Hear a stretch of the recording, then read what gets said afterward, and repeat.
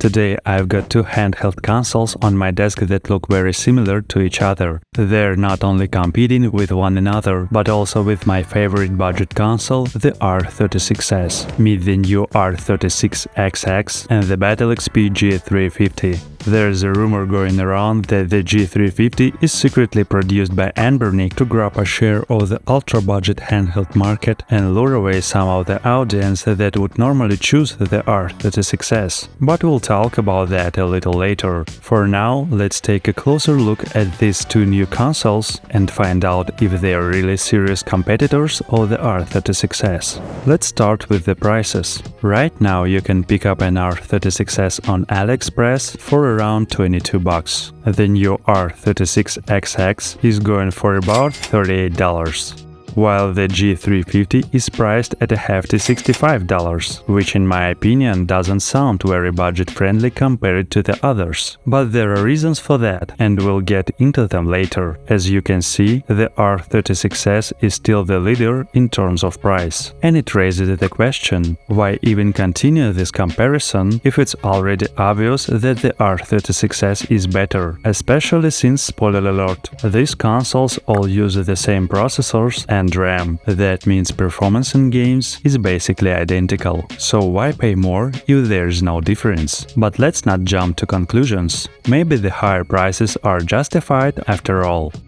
By the way, if you're planning to grab any of these consoles on AliExpress, don't forget to use my promo codes to save some extra cash. You'll find all the links and details in the description box.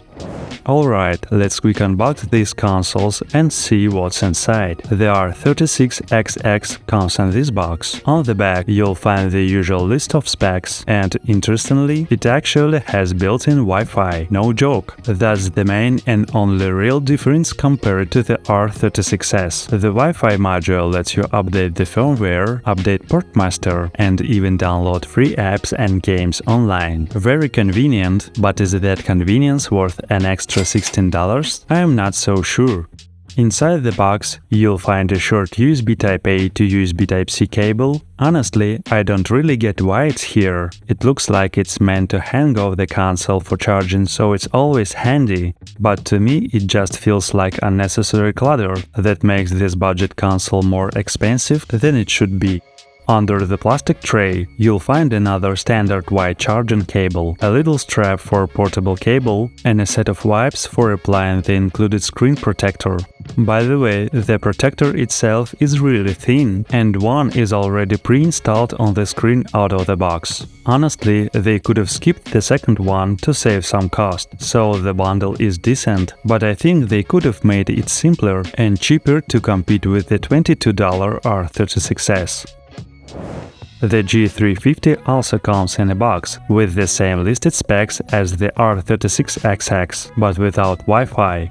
Inside, things are pretty straightforward: a black USB Type-A to USB Type-C cable for charging, and a manual.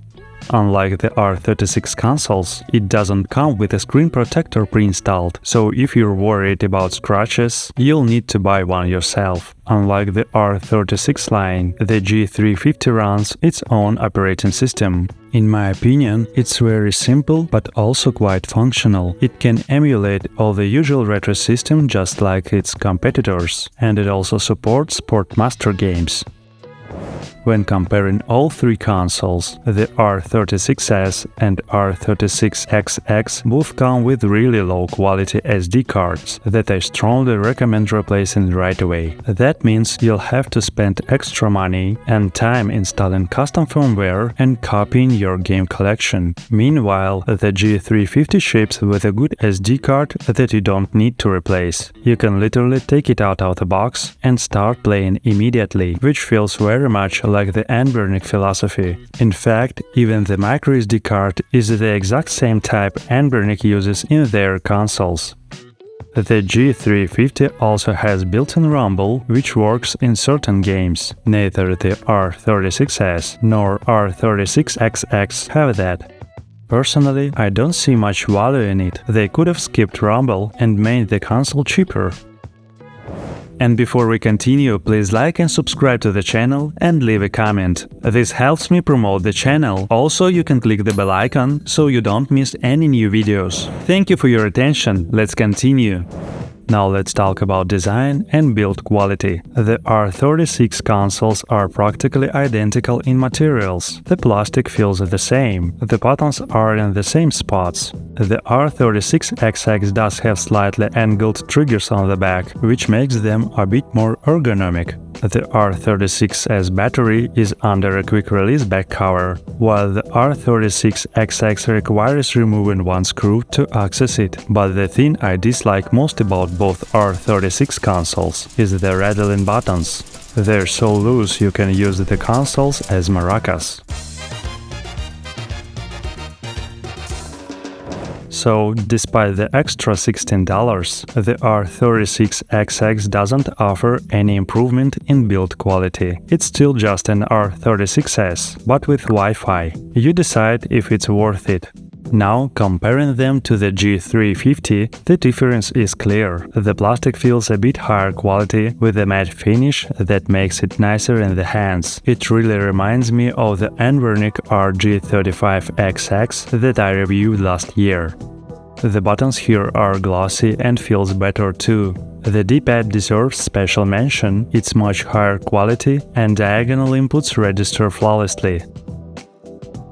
On the R36S and R36XX, the D-pad feels cheap and diagonals aren't as smooth or precise. For many people, that's a deal breaker. On top of that, the G350's buttons don't rattle at all, and the back triggers feel solid and give a nice click. Overall, the G350 definitely beats the R36 line in build quality and design, which explains its higher price. In terms of gaming though, there is no real difference. Performance is identical. I've already made separate videos showing gameplay test on these consoles. If you haven't seen them, links are in the description box. All three run retro systems just fine up to the level of PlayStation 1 and Nintendo 64. But when it comes to heavier systems like PSP, performance drops significantly, the frame rate tanks, and it's not enjoyable. I recommend sticking to lighter titles like Loco Roco.